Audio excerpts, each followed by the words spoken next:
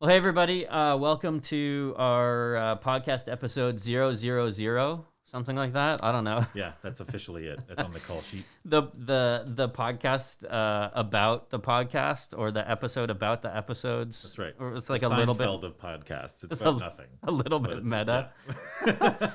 yeah. We just got finished recording yesterday the sermon that at this point you will have already seen, the discussion-based sermon on John 4. And What a message. My goodness. I mean, yeah. I mean, it certainly was fun to do. It was. It was. It was a real. I'm excited to see how that format grows and what else we can do with it as we get more in the groove of working together. And that's just cool. Yeah. I had a blast. Yeah. It's good. So if you're watching this or if you're listening, we just want to say welcome. We really just wanted to take a few minutes, but because it's Alex and I, it'll probably be like 45.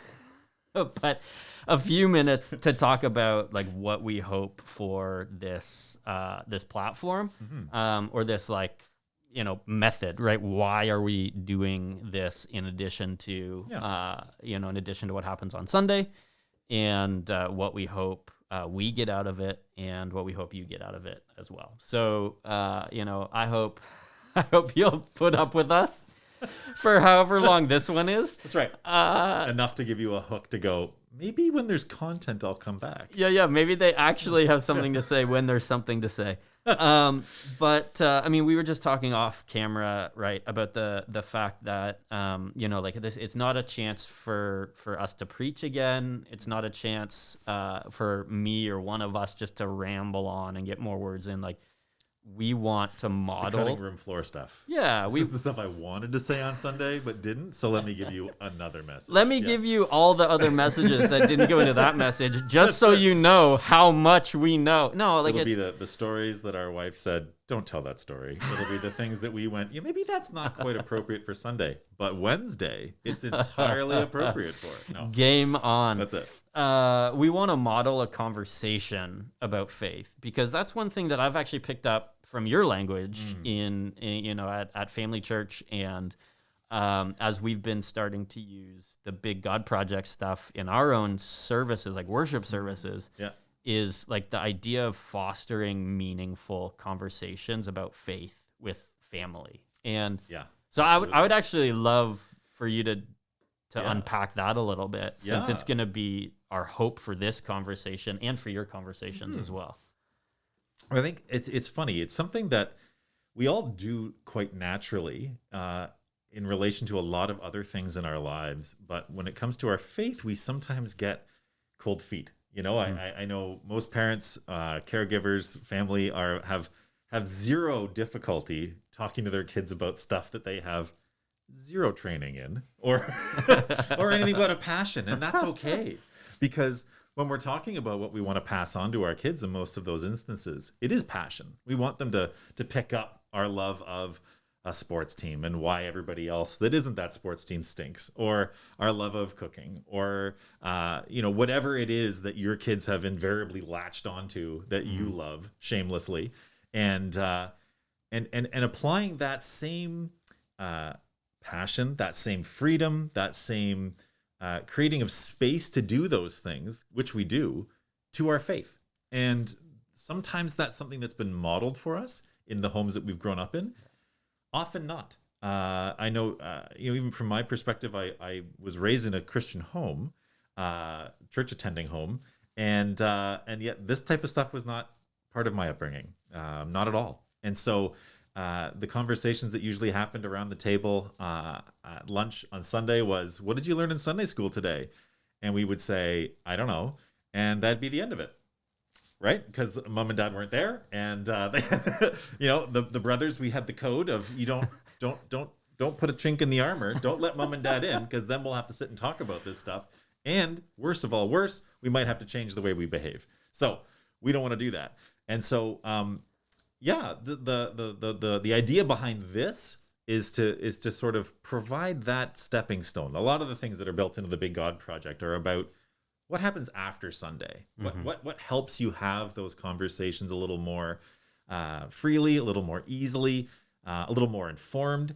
And so, the hope behind this is that it's sort of a modeling for how you and your adult friends can engage in conversation about what's been preached on Sunday, and then to take some of those next steps for, okay, so what if I wanted to talk to my kids about this of varying ages, and what does that look like?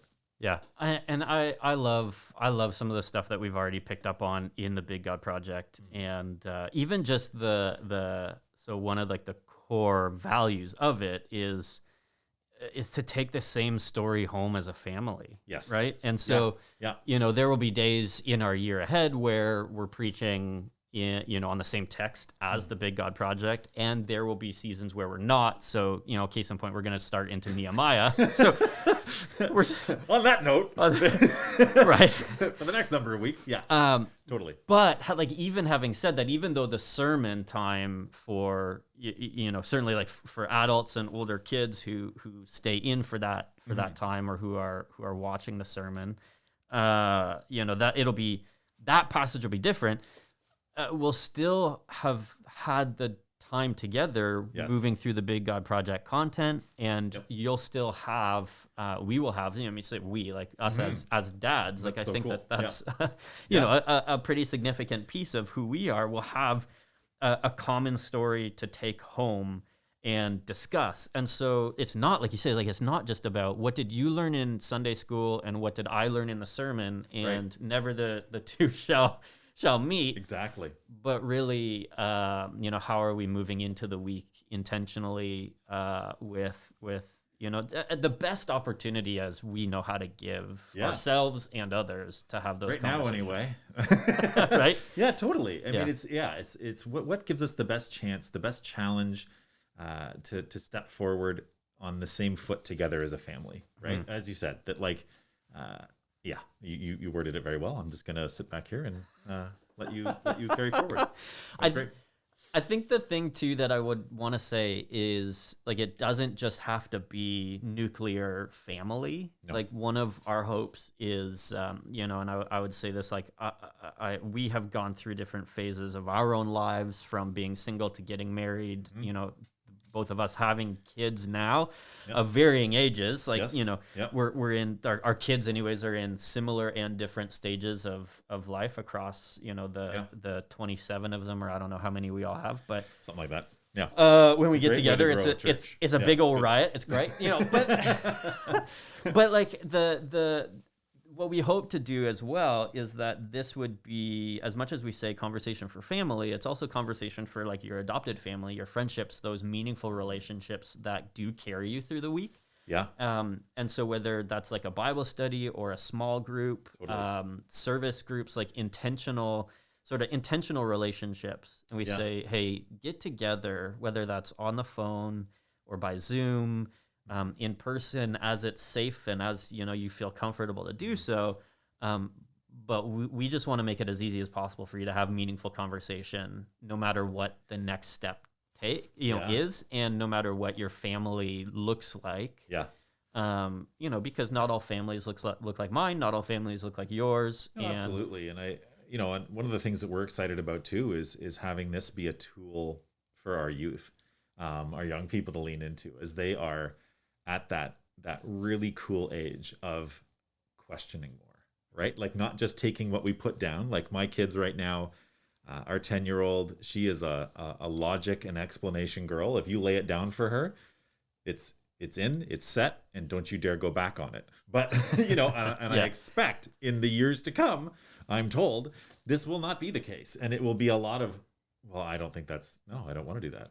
All right, like, it's and giving our kids the example of, I hope you've heard Grant and I say before, we would love to hear your questions. And when you have a question about scripture, you guys heard me preach on this actually a couple of weeks ago, in relation to the parable of the sower.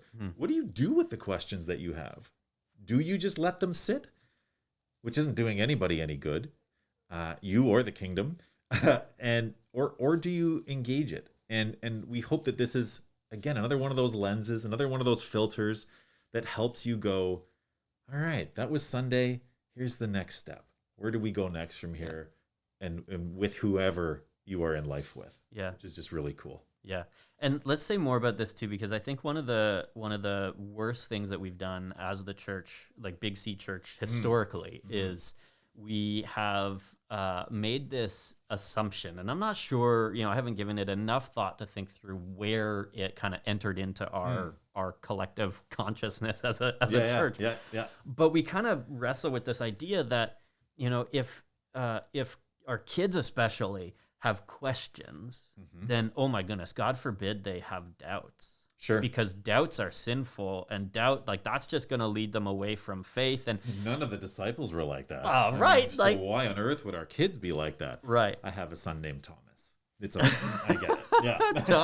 Tommy Douglas. Tommy Douglas.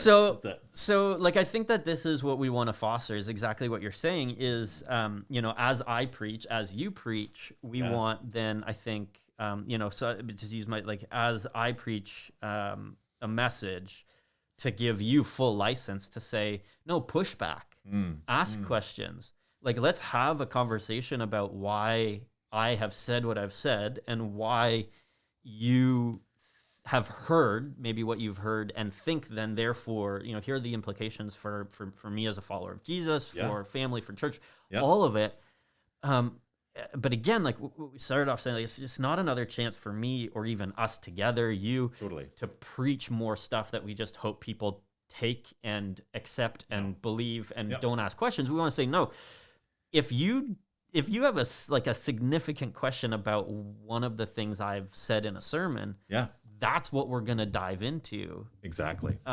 Because that's, again, what the culture that we want to foster is, where it is safe to ask questions, where it's expected, where, we don't become defensive when somebody does ask that question, and where we're able to have a just honest conversation about, hey, this is why I said what I said in a sermon. This is why I believe this to be true. Here's maybe some additional resourcing, or reading, or whatever. Yeah. But at the end of the day, let's hear the questions and honor questions and wrestle faith out together.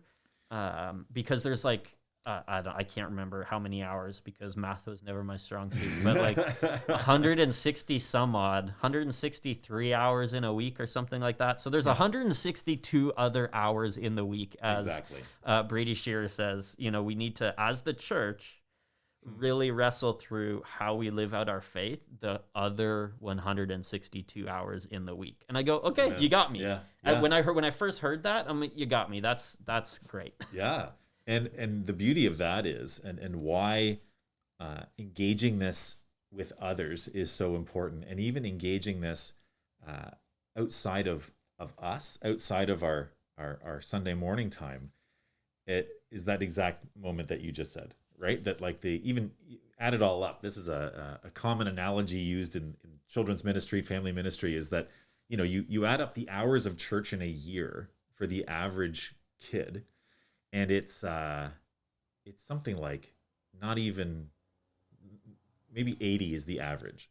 When you factor in vacation, sick time, whatever else, pandemic, that it's like 80 hours of contact with your church. And the rest is with your family. The rest is with, and so often, and this was definitely a fault of the church in the past, was we tried to replace the family. We tried to say, we are the scriptural authorities. We are the keepers of the knowledge.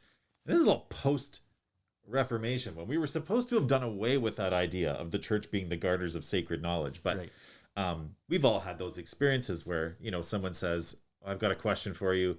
Oh, I'll wait till Sunday. It's like, no. Let's have at it now, right? If your kids have a question, friends, I don't want to pull the curtain back here, but we Google answers to some of the questions that you have. You're not supposed to say that, though. Well, but you know what? This is the time, man. Right? And so it's not all up here. No. Right? No. It's, so much of it is about the freedom to ask questions. And friends, that's what accountability is, right? Yeah. To say, there's no question you can't ask, right? Really. Yeah. And it's also what makes our faith so amazing, and what makes God so amazing, is that there's no question we can ask that will disrupt God's word. I know we like to think that we are so unique and the greatest that we've ever been. our questions have been asked before, Mm-hmm. and that's why it's good to get them out, because then we can go through that process of growing and resolving and growing, right? And that's what we really hope can be something that we foster together as two churches working together, which is just really awesome. Yeah. I mean, even just, we were talking about this a little bit in the like cooperative, like the joint sermon, right? Is just this idea that together, how much like just broader is our experience, and yet also how similar, right? So we just there's a critical mass, there's an excitement there, there's that just comes with more people, and it's gonna be fun. Your microphone is struggling. I know, it's sliding. It someone just at the end is gonna realize they're gonna tune at the start. It's up here, and at the end it's down here. But at least we can see your face. That's right. We can see your face. All good. It's good. No, I am really excited for it, and I hope what people hear is that it is an opportunity for us to have some deeper conversation about about ministry and life and what has happened on Sunday. But like in all of those things, I expect that if you preach, I'm going to ask you questions. If I preach, when I preach, you're going to ask questions, and it's not just going to be for the sake of it's not like we're going to write down the questions ahead of time and script the whole thing out. Here's what I want you to ask again. Yeah, no, right? No, absolutely not. And even taking the questions that we hear from you to the table to say, here's an awesome question that I had on Sunday that I heard people discussing, and I got to share it with you. Yeah. Like that's the way to go. Yeah. There's no question we can't ask, and together we cover like that critical mass thing, right? It covers so much more. Yep. Which is just awesome. Yep. I remember years ago, we were taking a group of people through like discipleship, like a baptism class, right? Sure. So baptism membership Catechism. stuff, whatever. Yeah, I mean, probably use that name too. Definitely, right? So moving people through this idea of joining a church, being baptized, sharing their faith publicly, writing a testimony. What even is that idea anymore, right? So just all of those things, and there's a kid who is not a kid now, but at the time asked the question, what about the dinosaurs? Yeah. And you kind of get this initial, like, how you could hear like a couple of people kind of like chuckle in the background, like this isn't serious, but like it was such a deep, meaningful question. It wasn't like a funny, off the cuff, like just joking, whatever. It was like what I'm learning in school is telling me one thing. Yeah. What I read in scripture shows, at least from what I can see there, shows something that doesn't include this. Sure. Here's a much bigger conversation around science and religion. Yep. And faith and doubt, and the safe sort of spaces in which you can ask questions. And I mean, like that question has stuck with me. I don't remember much of what I taught in that course, or any of it. Like I don't even think I remember a single other question that was asked. By anybody, let alone like an adult. Like I don't remember any other question. I remember that question like 5 years, like whatever it is now, because this was a kid who had very deep, relevant, meaningful questions, and felt safe enough in that space at least to ask the question, which is so great. And that's what we want to create, like you're saying, in all of our places and space. Like it's not just about coming to the church building, really, to get education on faith. We really want to foster this deep sense of community and conversation and that trust and openness. I love that you guys had created a space such that young man felt he could ask that question. Yeah. Because often, I remember in my teen years when we would do youth retreats as a youth group, or me and my buddies would be sitting at the back, and at the end of the weekend, when it was the Q&A time with the speaker, we would always, who's asking the dinosaur question? We're gonna get him.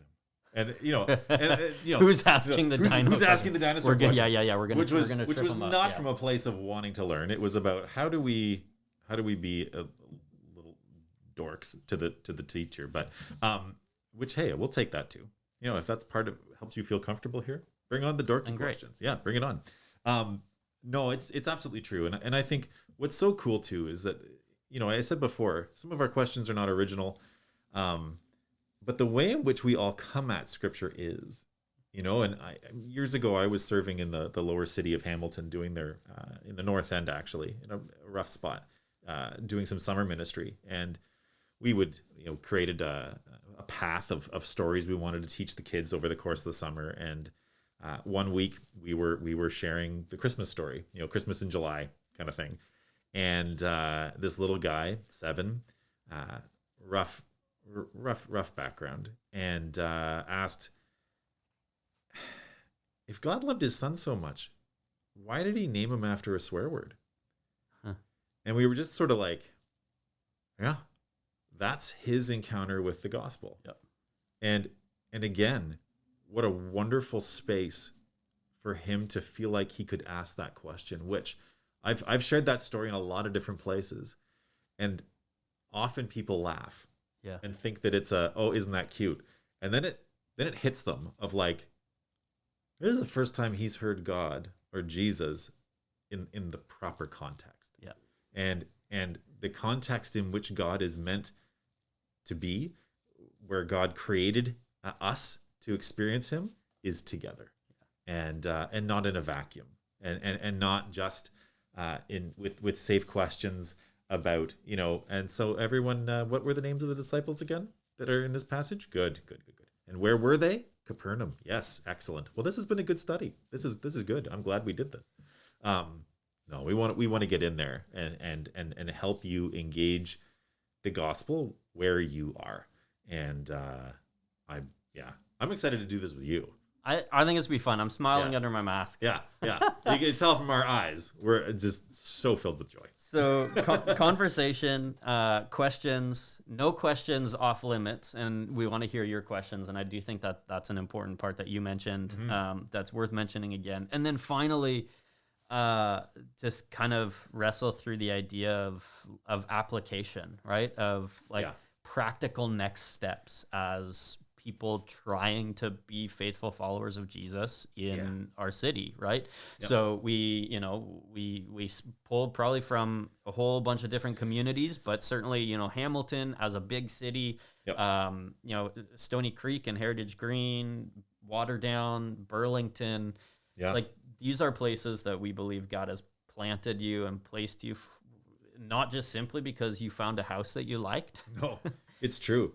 And consider too, I mean, we have families, you guys probably the same, that tune in from Waterloo, Kitchener, Brampton during these COVID times because of how we're talking about the gospel, right? That it allows them, specifically in these families' cases anyway, it allowed them to spend that time together as family. And that it gave them some of these tools to have and that's not tooting our horn, that's all praise and glory to God for the ideas that he's put on us and the formats that he's brought us to be able to meet people in their season of need. Yeah. And I mean, there's we all know the pillars that are the same in every that should be present anyway in every believer's life, of a life of study and prayer and service and relationship with God and that type of stuff. We wouldn't for one second pretend to know what's best for your family in terms of how you do that. And so a lot of this is going to be, we hope anyway, we plan on as specific as it needs to be and as free as it must be as well, to present these principles, present resources as we have them. Because there's a lot of great stuff out there. Some wheels need to be reinvented. Others just need to be polished off and shared. And so we would love to engage in those conversations together that say, here's a tool. We hope it blesses you. What's that going to look like in your family? Yeah. And that's just, Awesome. I'm excited to do this. I'm excited to have more conversation with you, Alex. I think it's going to be fun as we go. I want to say this. The email has not been created yet. Okay. But what I'm going to do is create an email that is simply got questions for us or something. I don't know. Should be longer. Somebody more creative than me. Do you have questions that you want to ask about the sermon.ca? No, whatever it ends up being, we will get it out to you because, it may just be easy for you to, to hit up an email account like that with questions, and it hopefully will allow us to filter out all of our other emails and just see those questions as we move through. So we'd love to hear from you. I think that would be a great place to start, is emailing your questions. And they may start off by being questions about the cooperative, like what can we expect a little bit more through the year. Certainly this is one of them, and this is fun to get going right off the beginning, right at the start of the year. This will be available on the Knox Waterdown socials, on the Family Church socials. We hope you can find it easily. And when you do, share it. Stuff like this, it's really close to both Grant and I's hearts, and I know the faith communities that we are a part of, that people know that church isn't a weird place, that church is a place where we're not afraid of questions, that church is a place where you can come as you are, and it's our hope that this is a little piece that helps people along that journey. So I think probably what we'll do is launch an audio only podcast as well. So if you want to listen to this while you're exercising or out for a walk or on a bike, whatever, commuting. So Apple Podcasts and places like Spotify and wherever you find podcasts, we're gonna try to figure it out. That's it. How to get this up there as well. Dude, we just wanted to say thanks for giving us this time, and we're really looking forward to having these conversations, sharing them with you, and we hope that they're gonna bless you in your life as you wrestle through these big ideas with us. So thanks for tuning in. We're praying for you. We hope you have a good week ahead, and we'll see you in the next one.